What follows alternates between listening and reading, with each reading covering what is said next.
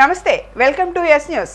ఫిబ్రవరి 9, 10, 11వ తేదీల్లో జరిగే గుణదల మేరీమాత ఉత్సవాలలో విజయవాడ నగరపాలక సంస్థ వారు చేసే ఏర్పాట్లలో ఎటువంటి లోపం లేకుండా చూసుకోవాలని కమిషనర్ ధ్యానచంద్ర అన్నారు.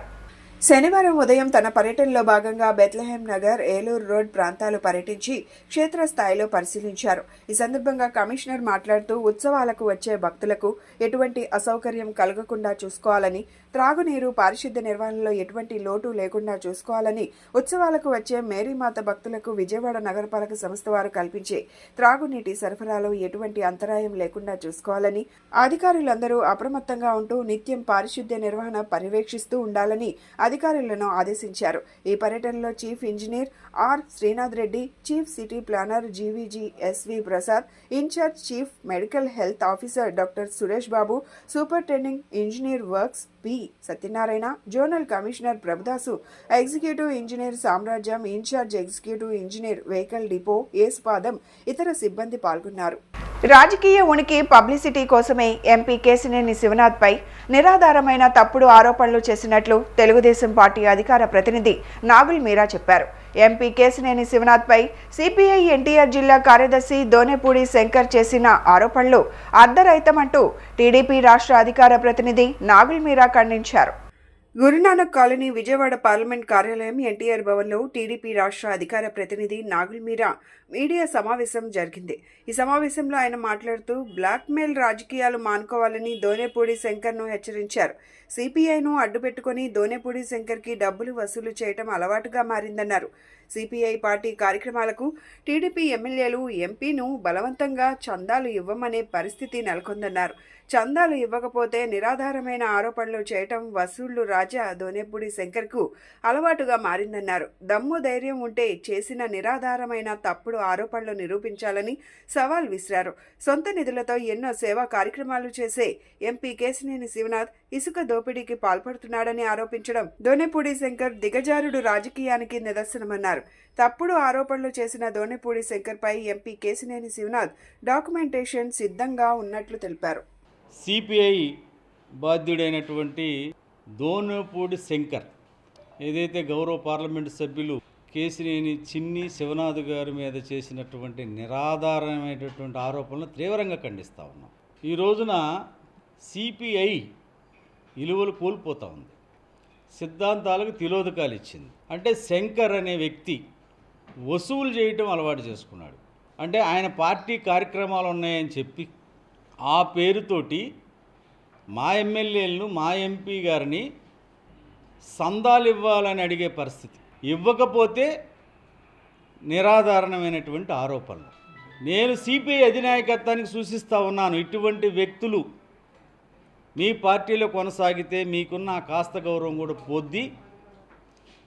శంకర్ మీద మీకు చిత్తశుద్ధి ఉంటే తగిన చర్యలు తీసుకోవాలని డిమాండ్ చేస్తూ ఉన్నాను. ఏదైతే శంకర్ చేసినటువంటి ఆరోపణల మీద, తప్పుడు ఆరోపణల మీద ఎంపీ గారు న్యాయపరమైనటువంటి ఆయన హక్కుల్ని భంగం కలిగించినటువంటి విధంగా తన మీద చర్యలు తీసుకుంటానికి ఆయన సిద్ధపడ్డాడు.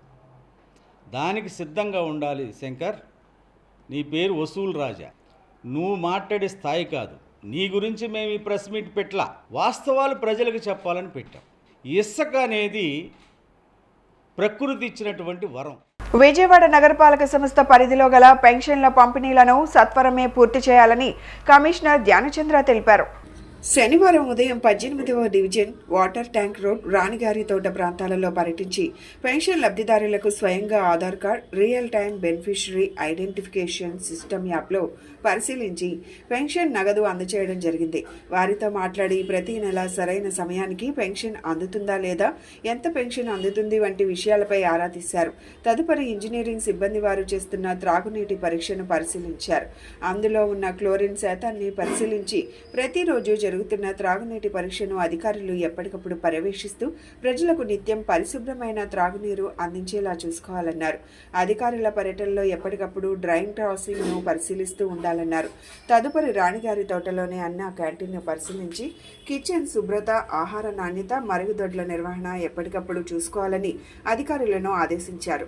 ఈ పర్యటనలో chief engineer R Srinath Reddy, chief city planner GVGSV Prasad, incharge chief medical health officer doctor doctor Suresh Babu, joint director Amrit, doctor Latha, superintendent engineering P Satyanarayana, executive engineer Samrajyam, ఇతర సిబ్బంది పాల్గొన్నారు. ఉత్తరప్రదేశ్లోని ప్రయాగ్రాజ్లో జరుగుతున్న మహా కుంభమేళాలో పుణ్య స్నానాలు ఆచరించాలనుకునే భక్తుల సౌకర్యార్థం ఏలూరు డిపో నుంచి 2 ప్రత్యేక బస్సు సర్వీసులను అందుబాటులో ఉంచామని APSRTC Vijayawada zonal chairman Reddy Appalanaidu తెలిపారు. శనివారం స్థానిక పార్టీ కార్యాలయంలో ఏర్పాటు చేసిన విలేకరుల సమావేశంలో ఆయన మాట్లాడుతూ ఏపీఎస్ఆర్టీసీ విజయవాడ జోనల్ చైర్మన్గా తాను బాధ్యతలను స్వీకరించిన తర్వాత సంక్రాంతికి స్పెషల్ బస్సులు ఏర్పాటు చేశామని, ప్రజలు ఏ విధమైన అసౌకర్యానికి గురికాకుండా వారి గమ్యానికి సురక్షితంగా చేర్చామని, తద్వారా ఉమ్మడి పశ్చిమ గోదావరి జిల్లాలకు 1,14,00,000 రూపాయలు ఆదాయం వచ్చిందని, గత సంవత్సరంతో పోల్చుకుంటే ఈ సంవత్సరం అదనంగా 10 లక్షల ఆదాయం పెరిగిందన్నారు. అలాగే ఉత్తరప్రదేశ్లో జరుగుతున్న మహాకుంభమేళాకు ఏలూరు డిపో నుంచి ఫిబ్రవరి 4వ తేదీన మధ్యాహ్నం 2 గంటలకు ఏలూరు కొత్త బస్టాండ్ నుండి 2 బస్సులు బయలుదేరతాయని, రిజర్వేషన్లు ఆన్లైన్లో అందుబాటులో ఉంచామన్నారు. ఏలూరు నుండి వెళ్లే ప్రయాణికుల సౌకర్యార్థం కోసం ఈ బస్సులు ఏలూరులో బయలుదేరి పూరి, కోనార్క్, భువనేశ్వర్, ప్రయాగ్రాజ్ సంగమ స్థానం, కాశీ, అయోధ్య, గయా, బుద్ధగయ తిరుగు ప్రయాణంలో ఆంధ్ర రాష్ట్రంలో ప్రఖ్యాతిగాంచిన అరసవెల్లి సూర్య దేవాలయం, శ్రీకూర్మం దర్శనం అనంతరం ఏలూరు చేరుకుంటుందన్నారు. మొత్తం 8 రోజులు జరిగే ఈ యాత్రల్లో రిజర్వేషన్లు చేసుకున్న ప్రయాణికులకు ఉదయం, రాత్రి అల్పాహారం, మధ్యాహ్నం భోజనం కూడా ఏర్పాటు చేస్తున్నామన్నారు. ఈ యాత్ర మొత్తం ఖర్చు 12,500గా నిర్ణయించామని తెలిపారు.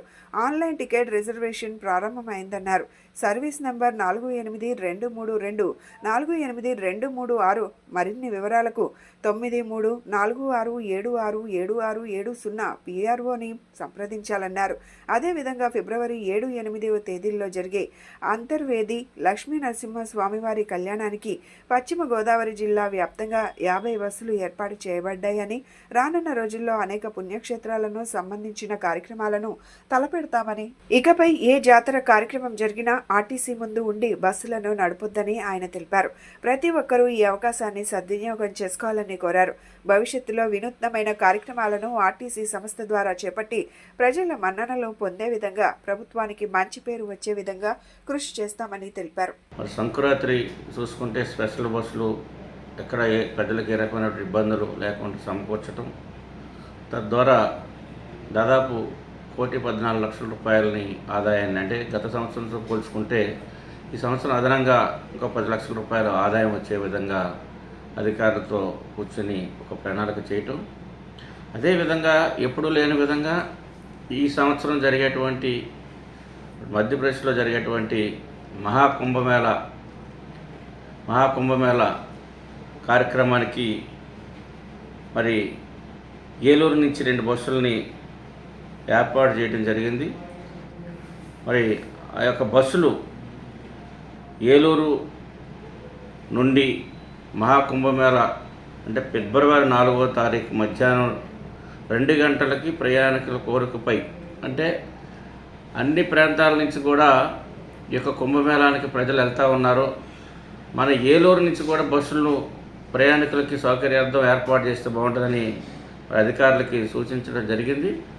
దానిపైన అధికారులు కూడా ఒక ప్రణాళిక చేసి ఏలూరు నుంచి అంటే ఒక చక్కటి ఒక ప్యాకేజీ పెట్టి 2 బస్సులని ఫిబ్రవరి 4వ తారీఖు మధ్యాహ్నం 2 గంటలకి మన ఏలూరు బస్టాండ్ నుంచి బస్సులు ఏర్పాటు చేయడం జరిగింది. మాలలకు జరుగుతున్న అన్యాయాన్ని చాటే ఉద్దేశంతో ఫిబ్రవరి 2వ తేదీ ఆదివారం విజయవాడ రాఘవయ్య పార్క్ సమీపంలోని ఎంబీవీకే భవన్లో చారిత్రాత్మక సభ నిర్వహిస్తున్నట్లు మాల సంఘాల వ్యవస్థాపక అధ్యక్షుడు అన్నవరపు కిషోర్ తెలిపారు. స్థానిక ప్రెస్ క్లబ్లో ఏర్పాటు చేసిన మీడియా సమావేశం జరిగింది. ఈ సమావేశంలో అన్నవరపు కిషోర్ మాట్లాడుతూ AM+ మాల సంఘాల సంయుక్త ఆధ్వర్యంలో అంబేద్కర్ ఆలోచన విధానంతో మేము సైతం పేరుతో నిర్వహించనున్న ఈ సభకు ఉమ్మడి తెలుగు రాష్ట్రాలలోని దళిత మేధావులు, మాల కులానికి చెందిన ప్రజా పరిధిలో ముఖ్య నాయకులు పాల్గొననున్నట్లు తెలిపారు. ప్రతి ఒక్కరూ ఈ సభకు హాజరై జయప్రదం చేయాలని, సభలో మాలల అభ్యున్నతి దిశగా సంచలనాత్మక నిర్ణయం తీసుకోవడం జరుగుతుందని చెప్పారు. మాల మహానాడు రాష్ట్ర ప్రధాన కార్యదర్శి దాసి జయప్రకాష్ కెనడీ మాట్లాడుతూ రాష్ట్రంలోని టీడీపీ కూటమి ప్రభుత్వం, కేంద్రంలోని బీజేపీ ప్రభుత్వం మాలలకు అన్యాయం చేసే దిశగా అడుగులు వేస్తున్నాయన్నారు. బీజేపీ ప్రభుత్వ కుట్రలో సుప్రీంకోర్టు పావుగా మారిందని, ఆర్ఎస్ఎస్ రాసిన వర్గీకరణ తీర్పును అమలు చేయాలని చూస్తోందన్నారు. సుప్రీంకోర్టు ఇచ్చిన తీర్పును దేశవ్యాప్తంగా మేధావులంతా వ్యతిరేకిస్తున్నారని, ఎంఆర్పీఎస్ నాయకుడు మందకృష్ణ మాదిగ తన స్వలాభం కోసం ఎస్సీలో వర్గీకరణ చేసి విడగొట్టాలని చూస్తున్నాడన్నారు. ఎస్సీలో వర్గీకరణ జరిగితే మందకృష్ణ మాదిగకు వ్యక్తిగత ప్రయోజనమే తప్ప ఎస్సీలకు చేకూరే ప్రయోజనం ఏమీ ఉండదన్నారు. సుప్రీంకోర్టు తీర్పు అమలు అయితే మాలలకు తీవ్ర అన్యాయం జరుగుతుందన్నారు. మాలలకు న్యాయం జరిగేందుకు, మాలలంతా సమైక్యంగా ఉండేందుకు నిర్వహించిన సభకు అందరూ తరలి రావాలని పిలుపునిచ్చారు. చారిత్రాత్మక సభ ఒకటి నిర్వహిస్తున్నాం. అంబేద్కర్ గారి ఆలోచన విధానంలో మేము సైతం అనేటువంటి ఒక బహిరంగ సభ లాంటి చిన్న మినీ సభ రేపు జరగబోతుంది. ఈ సభలో ముఖ్య అతిథులుగా ఏఎం వ్యవస్థాపక అధ్యక్షులు పివి సునీల్ కుమార్ గారు, ఐపీఎస్ గారు, తర్వాత తెలంగాణ ఎమ్మెల్యేలు ఇద్దరు వివేక్ గారు, నాగరాజ్ గారు, వారితో పాటు లా కాలేజీ ప్రొఫెసర్ వినోద్ గారు, ఉభయ రాష్ట్రాల్లోని అంబేద్కర్ వాదులు, మేధావులు అందరూ కూడా హాజరవుతున్నారు. రేపు ముఖ్యంగా వర్గీకరణపై చర్చా వేదిక జరగబోతుంది. ఈ సభలో రాష్ట్రంలోని దళిత ప్రజా కుల సంఘ నాయకులందరూ కూడా మీ ఈగోస్ పక్కన పెట్టి రేపు ఆ మీటింగ్ని జయప్రదం చేయవలసిందిగా అందరినీ కోరుకుంటున్నాను. ఈ మీటింగ్లో ముఖ్యంగా ఏఎం ప్లస్ మాల సంఘాలు కలిసి సంయుక్తంగా నిర్వహించబోయే సభ. రేపు ఆ సభలోనే ఒక సంచలనాత్మకమైనటువంటి నిర్ణయం మేము తీసుకోబోతున్నాం. అది రేపు చర్చించిన తర్వాత రేపు సభలో వెల్లడిస్తాం. ఈరోజు దేశవ్యాప్తంగా బీజేపీ ప్రభుత్వ కుట్రలో, తెలుగుదేశం పార్టీ ప్రభుత్వ కుట్రలో సుప్రీంకోర్టు పావుగా మారి ఒక ఆర్ఎస్ఎస్ రాసిన తీర్పుని ఈ భారతదేశంలో దళితుల మీదకు వదిలారు. అదే వర్గీకరణ అనే ఒక భూతాన్ని దేశవ్యాప్తంగా దళితులందరూ కూడా ఈ వర్గీకరణని వ్యతిరేకిస్తున్నారు. సుప్రీంకోర్టు ఇచ్చిన తీర్పునకు వ్యతిరేకంగా ఏ రాష్ట్రాలు కూడా ఈ వర్గీకరణ విషయాన్ని పక్కన పెడితే, తెలుగు రాష్ట్రాలైనటువంటి ఆంధ్రప్రదేశ్, తెలంగాణలో ఇక్కడ చంద్రబాబు నాయుడు గారు, అక్కడ రేవంత్ రెడ్డి గారు, ఇద్దరిది ఒకే ఆత్మ. వీళ్ళిద్దరూ కలిసి ఈ రెండు రాష్ట్రాల్లో మాలల్ని పాతాళ లోకానికి తొక్కడం కోసం ఒక కుట్ర చేస్తున్నారు. శరవేగంగా వర్గీకరణ జరగాలని, శరవేగంగా మాలల్ని అభివృద్ధి పదంలో పయనిస్తున్న మాలల్ని తొక్కేయాలని ఈ రెండు ప్రభుత్వాలు చూస్తున్నాయి. దళితుల్లో అట్టడుగున ఉన్న వ్యక్తి మొదట ప్రయోజనం పొందగలిగినప్పుడే సామాజిక వెనుకబాటుతనం పోతుందని సామాజిక న్యాయ సాధన వేదిక రాష్ట్ర కన్వీనర్ ఎస్ఆర్ వేమన అన్నారు. సామాజిక వెనుకబాటుతనం ఆధారంగా లభించిన రిజర్వేషన్ల అసలు ప్రయోజనం నెరవేరుతుందని చెప్పారు. సామాజిక న్యాయ సాధన వేదిక రాష్ట్ర convener S R Vemana press club లో విలేకరుల సమావేశం శనివారం నిర్వహించారు. సందర్భంగా ఆయన మాట్లాడుతూ ఎస్సీ రిజర్వేషన్ల అమలయ్యే క్రమంలో ఎత్తుపల్లాలు సహజంగా ఏర్పడేవేనని అన్నారు. ప్రజాస్వామిక ఆచరణలో భాగంగా రిజర్వేషన్ల అమలులో ఏర్పడిన అంతరాయాలను సరిచేయడం అందరి కర్తవ్యం కావాలని అన్నారు. బీసీలలో అమలవుతున్న ఏబీసీడీ వర్గీకరణ విఫలమైన కారణంగానే ఎంబీసీ ఆందోళన జరుపుతున్నాయన్నారు. సమస్యకు చూపే పరిష్కారమే తిరిగి సమస్యగా మారరాదన్నారు. సామాజిక వెనుకబాటుతనం ఆధారిత ఎంపిక విధానం మాత్రమే ఎస్సీ రిజర్వేషన్లో ఎగుడు దిగుళ్లను సరిచేయగలుగుతారని తెలిపారు. ఈ పద్ధతిలో ఉపకులం ప్రాతిపదికన కాకుండా వ్యక్తి వెనుకబాటుతనం ఆధారంగా ఎంపిక విధానం ఉంటుందని అన్నారు. ఉపకులం ఆధార ఎంపిక ప్రక్రియ కారణంగా ఆయా సమూహాలలో ఇప్పటికే అభివృద్ధి చెందిన వారు మాత్రమే గరిష్టంగా మళ్లీ రిజర్వేషన్ ఫలాలు పొందుతున్నారని వివరించారు. తాము సూచిస్తున్న పద్ధతి జేఎన్యూ వంటి ప్రఖ్యాత విశ్వవిద్యాలయాల్లో ఎప్పటి నుండో అమలవుతూ సత్ఫలితాలను ఇస్తోందని వివరించారు. ఈ సమావేశంలో జేబీం Nageswararao, professor doctor Kurmaiah, Kolati Peddiraju, D రత్నప్రదీప్, పూలే అంబేద్కర్ పెరియార్, బడుగు భాస్కర్, జోగేష్ తదితరులు పాల్గొన్నారు. రెండు తెలుగు రాష్ట్రాల్లో ఎస్సీ రిజర్వేషన్ సంబంధించినటువంటి వివాదం చాలా తీవ్ర స్థాయికి వెళ్ళిపోయి రెండు మేజర్ కులాల మధ్యన వైరుధ్యంగా మారింది.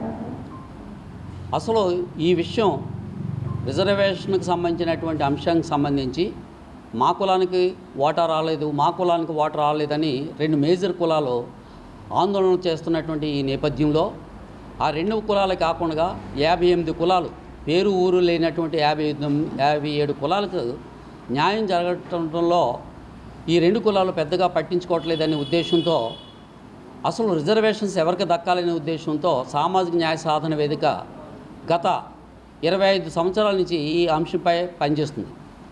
ఈ సామాజిక న్యాయ సాధన వేదిక ప్రధాన ఉద్దేశం ఏంటంటే, ఎస్సీ కులాలలో ఇంతవరకు రిజర్వేషన్ అందిపుచ్చుకోలేనటువంటి, బడి మెట్లు ఎక్కనటువంటి పిల్లల యొక్క వాళ్ళ తల్లిదండ్రుల యొక్క పిల్లలకి మేలు జరిగేటట్టుగా అట్టడుగున ఉన్నటువంటి చిట్ట చివరి వ్యక్తి రిజర్వేషన్ పొందడానికి సంబంధించినటువంటి ఏర్పాట్లని, వివాదాలు అంశాలపైన మేము చర్చిస్తున్నాం. ఎస్సీ రిజర్వేషన్లో ఏర్పడిన ఎత్తుపల్లాలకి ఒక ఉపకులమో ఇంకో ఉపకులమో అని సామాజిక న్యాయ సాధన వేదిక భావించడం లేదు. దీనికి సహజంగా ఏర్పడ్డాయి ఎత్తుపల్లాలు, కానీ వీటిని సరిచేయవలసిన అవసరం ఉంది. ఇప్పటి వరకు గతంలో ప్రభుత్వాలు చేసిన విధానం అంటే ఏబిసిడి వర్గీకరణలో వల్ల ఇప్పటికే ఆ సెట్లో ఎవరైతే అగ్రగామిగా ఉన్నారో, అభివృద్ధి చెంది ఉన్నారో వాళ్ళే తిరిగి రిజర్వేషన్ల ఫలాలు పొందుతారు తప్ప ఆ గ్రూపులో అట్టడుగున్న వ్యక్తికి ఈ రిజర్వేషన్ల ఫలాలు ఈ ఎంపిక విధానం వల్ల న్యాయం జరగదని మేము చెప్తా ఉన్నాం. అలాగే బీసీలలో ఏబిసిడి వర్గీకరణ ఇప్పటికే ఉంది, కానీ వాళ్ళలో అందరూ అభివృద్ధి చెందలేదు. ఆ కారణంగానే ఎంబీసీ అనేది మోస్ట్ బ్యాక్వర్డ్ కమ్యూనిటీ అనేది, క్యాస్ట్ అనేది ఏర్పడింది. కాబట్టి ఒక్క చోట ఫెయిల్ అయిన పద్ధతిని వేరే సామాజిక వర్గానికి అప్లై చేయడంలో ఆంతర్యం ఏంటని సామాజిక న్యాయ సాధన వేదిక ప్రశ్నిస్తూ ఉంది. దక్షిణ భారతదేశంలో రెండో అతిపెద్ద కథోలికా పుణ్యక్షేత్రంగా ప్రసిద్ధికెక్కిన గుణదల లూర్దు మాత మహోత్సవాల నవదిన ప్రార్థనలు శుక్రవారం సాయంత్రం ఘనంగా ప్రారంభమయ్యాయి. విజయవాడ కథోలికా పీఠం bishop Telagathoti Joseph Rajarao, monsignor father Muvvala Prasad, vicar general father Mesapam Gabriel, పుణ్యక్షేత్రం rector Eleti William Jayaraj Swamy, diocese education desk director father Kolakani Marianna, social service centre director father Thota Sunil రాజు తదితర గురువులు పుణ్యక్షేత్రం ప్రధాన చర్చి వద్ద మరియమాత పతాకాన్ని ఆవిష్కరించారు. ఈ సందర్భంగా తెలగతోటి జోసెఫ్ రాజారావు భక్తులకు సందేశమిస్తూ, జగద్గురువులు పరిశుద్ధ పోప్ ఫ్రాన్సిస్ గారు 2025 సంవత్సరాన్ని జూబ్లీ సంవత్సరంగా ప్రకటించడం జరిగిందన్నారు. దేవుని రక్షణ ప్రణాళికను కొనసాగించడానికి మరియమాతను దేవుని తల్లిగా ఎన్నుకోవడం జరిగిందన్నారు. స్త్రీలందరిలో మరియమాత ధన్యురాలని తెలిపారు. క్రీస్తు తల్లి అయిన మరియమాతను గౌరవిస్తే దేవుని అనుగ్రహాలు తప్పక లభిస్తాయన్నారు. గత సంవత్సరం గుణదల మాత 100 సంవత్సరాల మహోత్సవాలను దిగ్విజయంగా నిర్వహించడం జరిగిందన్నారు. ఈ సంవత్సరం జరిగే 101వ గుణదల మాత మహోత్సవాలకు కూడా భక్తులు భక్తి శ్రద్ధలతో జరుపుకుని దిగ్విజయం చేయాలని కోరారు. విజయవాడ కథోలికా పీఠం మెన్సిన్యూర్ ఫాదర్ మువ్వల ప్రసాద్, పుణ్యక్షేత్రం రెక్టర్ ఏలేటి విలియం జయరాజ్ స్వామి సంయుక్తంగా మాట్లాడుతూ, గుణదల లూర్దు మాత దర్శన భాగ్యం పొందిన భక్తులకు వరాలు లభిస్తాయని అన్నారు. 9 రోజుల పాటు జరిగే నవదిన ప్రార్థనలలో లూర్దు మాతా తిరునాళ్లకు భక్తులను సంసిద్ధులను చేయడం జరుగుతుందన్నారు. అనంతరం vicar general father Mesapam Gabriel, monsignor father Muvvala Prasad, rector Eleti William Jayaraj Swamy, SSC director father Thota Sunil Raj తదితర గురువులు దివ్య సత్ప్రసాద మందసంతో కొండపై మరియమాత స్వరూపం వద్దకు చేరుకున్నారు. అనంతరం లూర్దు మాత స్వరూపం వద్ద సమిష్టి దివ్య బలిపూజ సమర్పించారు. ఈ కార్యక్రమంలో ప్రొక్యురేటర్ ఫాదర్ బొడ్డు ఆనంద్, ఫాదర్ ఎం చిన్నప్ప, ఫాదర్ కొలకాని మరియన్న, ఫాదర్ పసల థోమస్ తదితర గురువులు, సంఘ పెద్దల ప్రెసిడెంట్ నువ్వుల విజయరాజ్, కన్యాస్త్రీలు, భక్తులు అధిక సంఖ్యలో పాల్గొన్నారు. సారథ్యం వహించే వాళ్ళు ఈ గుణదల రెక్టర్ గారైన ఏలేటి విలియం జయరాజ్ ఫాదర్ గారు, వారితో పాటు వాళ్లకు చేయూతనిస్తూ సహకారం అందిస్తూ సజెషన్స్ ఇచ్చేవాళ్ళు ముఖ్యంగా వికార్ జనరల్ మువ్వల ప్రసాద్ ఫాదర్ గారు, అలాగే మెస్పం గాబ్రియల్ ఫాదర్ గారు, మిగిలిన పెద్దలందరూ సహాయం చేస్తున్నారు. మేము ఈ పండుగ ఘనంగా జరుపుకోవాలని మేము ప్లాన్స్ వేసాము. ఆ ప్లాన్స్ అన్ని నిర్విఘ్నంగా ముందుకు సాగుతాయని కూడా మేము నమ్ముతున్నాం. ఎందుకంటే మొదటగా మాకు దేవుని ఆశీర్వాదం ఉంది, ఆ తల్లి దీవెనలు మాకున్నాయి. అదేవిధంగా ఆ దీవెనలను ముఖ్యంగా విజయవాడ ప్రజలందరికీ వాళ్ళతో పంచుకోవాలని, వాళ్ళందరికీ కావలసిన విషయాలను, వారికి కావలసిన అనుగ్రహాలను వారి కోసం ప్రత్యేకంగా వారికి అందాలని మేము మనపూర్వకంగా ప్రగాఢంగా విశ్వసిస్తూ వారి కోసం ప్రార్థిస్తూ ఉన్నాం. ముఖ్యంగా మేము ఈ నగరవాసులను ఆహ్వానిస్తున్నాం. మామూలుగా పండుగ మూడు దినాల్లో సాయంత్రం పూట చాలామంది వస్తూ ఉంటారు. ఆ తల్లి దర్శనార్థం వాడు కొండపైకి ఎక్కి వాళ్ళ మనవులను ఆమెకు విన్నవించి వాళ్ళు ఆమె అనుగ్రహాలు పొందుతూ ఉన్నారు. కాబట్టి ఈ పండుగ మాకే కాదు, ఈ విజయవాడ నగర వాసులందరి పండుగ ఇది. అందుకని మేము చాలా ఉత్సాహంతో ఇంకా చాలా నమ్మకంతో ముందుకు సాగుతున్నాం. ఈ సంవత్సరం కూడా నిర్విఘ్నంగా సాగుతుందని మేము నమ్ముతున్నాం. కాబట్టి ఇంకొకసారి మీ అందరికీ వచ్చిన మీ మీడియా పర్సన్స్ అందరికీ ఇంకొకసారి మీకు మా ధన్యవాదాలు. ఈ విషయం అందరికీ తెలియజేయవలసిందిగా మిమ్మల్ని. మరియ తల్లి యొక్క ఈ తిరునాళ్ళు లేక తీర్థయాత్ర జరుగుతూ ఉంటుంది. అది అందరికీ తెలిసినటువంటి విషయమే. కిందటేడు 100 వసంతాలు పూర్తి చేసుకున్నటువంటి ఆ గొప్ప వేడుకలు చేసుకున్నాం. మరొక శతాబ్దిలోనికి కాలు పెట్టడం జరిగింది. మరొక అంశం ఏంటంటే క్రీస్తు జన్మించి 2025 సంవత్సరాలు అవుతూ ఉన్నటువంటి సందర్భంలో ఒక గొప్ప జూబిలీ చేసుకోవాలనేటువంటిది కూడా కథోలిక సంఘం యొక్క ఒక ఆశ, కోరిక లాంటిది. మీ అందరికీ తెలిసినట్లుగా తల్లి యొక్క దీవెన చాలా గొప్పది, తల్లి యొక్క ఆశీర్వాదం చాలా గొప్పది, తల్లి యొక్క పాత్ర చాలా గొప్పది. దేవుడు సర్వ సృష్టికర్త అయితే ఆ సృష్టికర్తను తన గర్భంలో ఇముడ్చుకున్నటువంటి స్త్రీ మరియ తల్లి. అందువలన ఆమెకు ఒక ప్రత్యేకత దేవుడు అనుగ్రహించాడు. ఆ ప్రత్యేకతను బట్టి ఆమె దగ్గరకు వచ్చినటువంటి వారు దేవుని దగ్గర ఒక ఆధిక్యతను, ఆశీర్వాదాన్ని పొందుతూ ఉంటారు. ఇది స్పష్టంగా కనబడుతున్నటువంటి అంశం. ఇక్కడ మతానికి సంబంధించినటువంటి అంశం కంటే కూడా ఒక మానవ ధర్మానికి సంబంధించినటువంటి అంశం మనకు కనబడుతూ ఉంటుంది. కథోలికులు మాత్రమే కాకుండా అందరూ కూడా, మన హిందూ సోదరులు, ముస్లింలు చాలామంది కూడా తల్లి దగ్గరకు వచ్చి ఆమె దర్శనాన్ని పొంది. ఇవి ఈనాటి bulletin updates. Keep watching yes news.